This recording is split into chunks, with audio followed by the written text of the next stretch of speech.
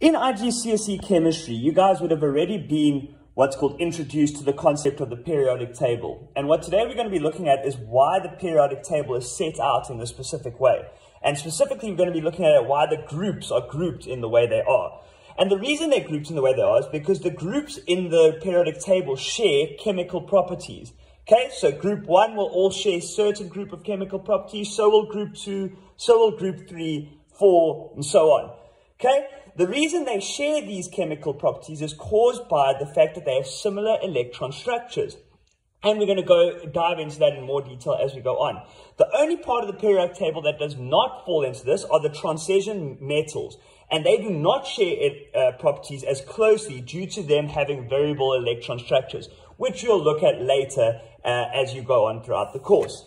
So the first group we're going to look at group 1 of the periodic table. Okay, and group 1, you see I've highlighted nicely in yellow there.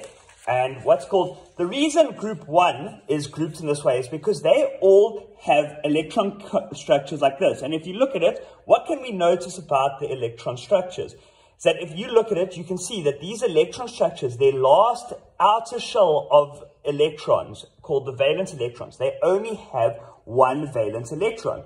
So that is what makes all of group 1 similar in terms of their electron structure, and this causes them to share the property is that they are highly reactive due to them wanting to remove the valence electron to make stable ions. So basically what happens is that all of these, group 1, which are called the alkali metals, all want to remove one electron so that they can create stable ions. Okay, next up we're going to look at group 7 of the periodic table. Okay, and group 7 is called the halogens. Halogens, if we look at the electron structure, I know they look a little bit complicated right now. If we count the amount of electrons in the outer layer, all of these halogens, all of these, I've just drawn the first 3 on all of them, they all only have 7 valence electrons. And as we've learned in the rest of this chapter, elements want 8 electrons to be completely stable. And what this causes them to also be highly reactive due to them wanting to gain an electron to make stable ions. And what that actually means is that your group 1 and your group 7 often react together because obviously group 1 wanted to lose an electron and group 7 wants to gain an electron. So this causes them to often want to react together. Okay, then the last group we're going to look at today is group 8. And group 8 is known as the noble gases, are very cool because in terms of if we look at their electron structure, what we can see is that they all have full valence electrons. They all have 8 except for helium because remember, the first, shell of electrons only needs to contain 2. They all have 8 electrons.